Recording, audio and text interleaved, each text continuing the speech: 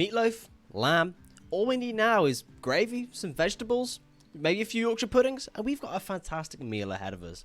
Welcome to Hell's Kitchen, episode 8, and we have made so much progress. 2 children, perfect. 2 babies, ready and raring to be enslaved, just how I like it. We have made so much progress now that I have, learned how to do the Biotech DLC for making children.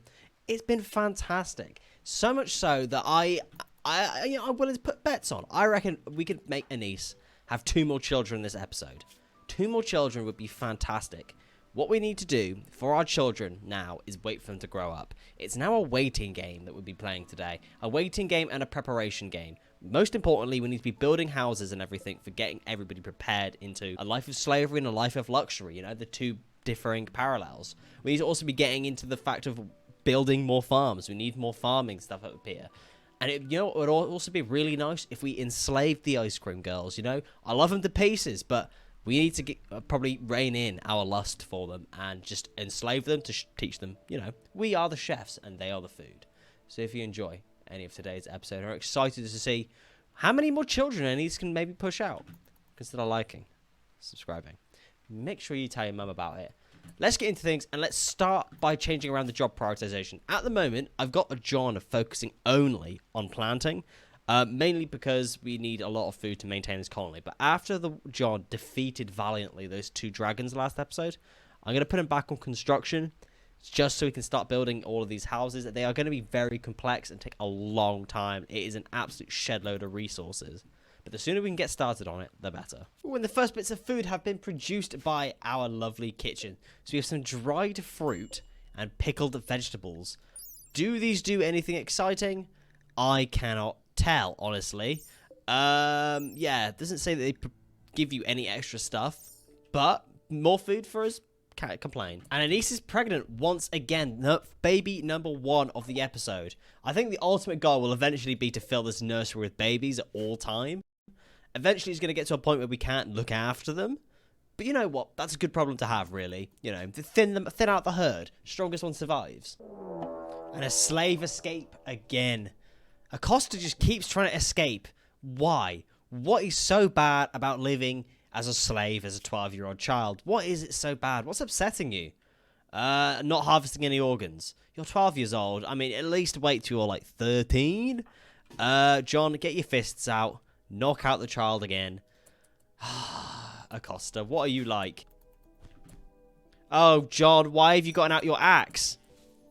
Downed. Perfect. Yeah, just knocked out again. For some reason, John got out his weapon just to knock out Acosta. Interesting, John. Very interesting. And a man-hunting pack of desert tortoises have entered the area. I have preemptively started defending ourselves a little bit more and built ourselves a gate down here. I kind of figured that with the amount of things we're building, the wealth is going to go up and probably get raided more. So I thought, you know what? Let's defend ourselves. So we have got all of these desert tortoises out here that will try to fight us. I just lock the door and they can just kind of struggle. I don't mind. A raid, all the while having those man-hunting tortoises here. They've dropped right on top of us. They've thankfully got a World Privilege Collector here, so this might not be too bad. I'm going to get John to go... Oh, gosh, they've landed right inside our bedrooms. Oh, the Empire's dealing with this for us. Okay, we'll just go search and destroy, and John can deal with just a couple. There is just something so impressive watching John execute little pigs and destroying their heads. I don't know what it is. And the pigs from the Squill and Polity are fleeing. Unfortunately, we do have one stuck inside one of the houses and have set fire to it, which is really not ideal. We've now also built ourselves the vegetable milk extractor. Extract milk from coconuts. Very exciting. And we have the food prep table as well, so we can make cheese. We can make milk. Make milk. Nice. Vegan egg substitutes, pickled eggs, pickled vegetables, and salted meats. Very, very exciting. And Acosta has become an adult. Acosta has reached the biological age of 13 and has experienced a growth moment. Perfect. She can now do smithing, researching, genetics, all those exciting things. So temperature tolerant or teetotaler. Temperature tolerant obviously is the one that we're going to be going for. And Acosta has grown slightly since becoming an adult. Just a little bit. Well done, Acosta. Proud of you.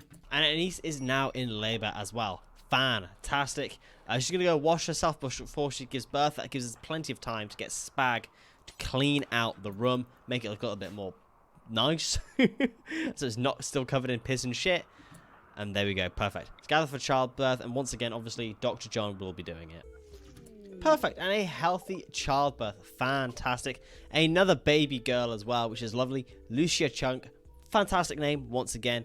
But this one is going to have a fairly basic name. This name works. It's in base game Rimworld as well. It's Chicken.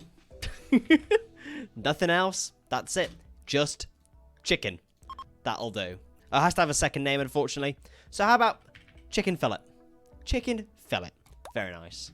There you go. So that is now 3 babies we have. We're halfway to filling up our nursery. I don't really want to fill up the nursery, despite what I said earlier.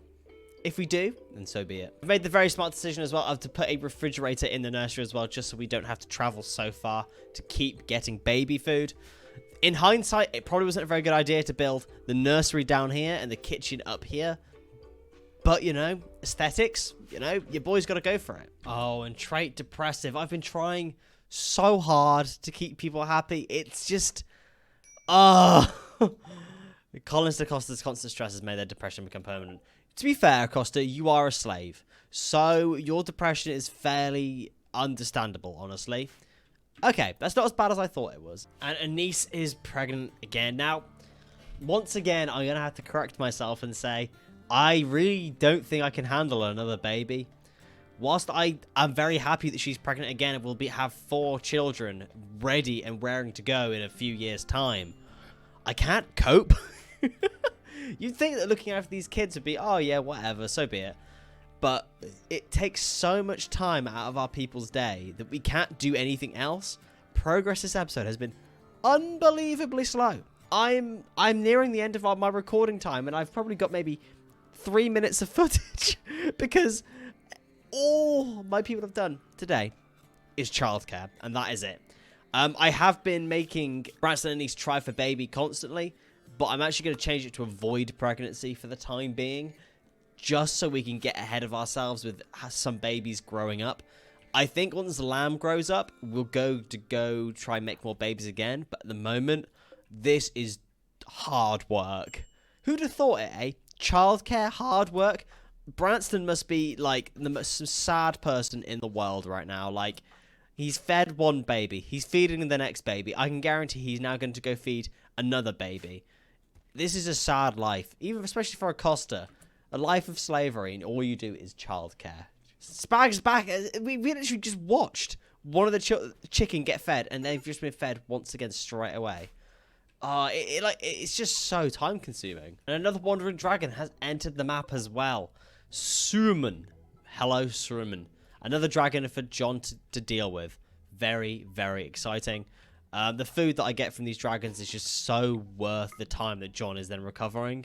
It's unbelievable. But at the same time, I shouldn't be consuming this much food. We have completely run out of food, just to let you guys know. Everybody is very hungry. It's probably my fault for creating genetic freaks with a hunger rate of 225%. Oh, God. And John has dealt with the dragon. Congratulations, John. Now, this would be fantastic, except the kitchen's burning down for some reason. So that's also fantastic. Perfect. And Meatloaf has become a child. Baby Meatloaf has grown up and become a child. He's now old enough to do the following work. Perfect. Now, as I said earlier, Meatloaf was going to be the very last child that was actually going to become a colonist, so then we can fill out the ideologian.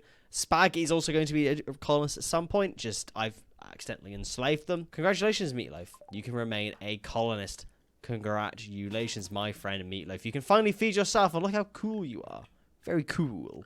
You are going to be primarily on childcare, obviously, as we all know, because we are struggling, and cleaning. That's all you're going to be doing, is cleaning and childcare. And a growth moment for Spag as well. How interesting. Spag has reached the biological age of 7 and has experienced a growth moment. Fantastic. Spag can become Bloodlust, Iron-Willed, or an ecologist. Ooh, interesting. At the moment, she's a really good cook already, which is fantastic. Didn't expect that at all. Bloodlust, ecologist, or iron-willed. I think just for the sake of having somebody that's also really good at plants and is also old enough to do things, I'm going to put her on ecologist, just so then we can put her on plants and have somebody to help out with that, and then we can have people go back to doing other things. So I could now get around to actually recruiting Spag and stopping them from being a slave, but I don't have the time in order for us to then reduce their resistance to recruit them. At the moment, I need every person we've got, and I don't want to have someone locked away when they are going to be so useful. And John has decided to go berserk. I couldn't tell you why, you know, something about him being depressed and sad and all that, and has decided to chop off Anisa's right leg. She already had missed us losing a leg as well. John. Where is everyone else? Everyone else is kind of hiding, so this probably won't be too bad. Oh, no. John has gone to go find Acosta, who's asleep in bed, and decided to beat her senseless. Fantastic. Slave suppression plus 100%. Slave suppression plus 100%. Yeah, that is one way to suppress your slaves, is by beating them senseless. I can respect that. John is on an absolute mission, just going into everybody's bedroom whilst they sleep and beating them up. That's just not fair, John. Okay, John has managed to come out of her mental break and has managed to actually save Anisa's life.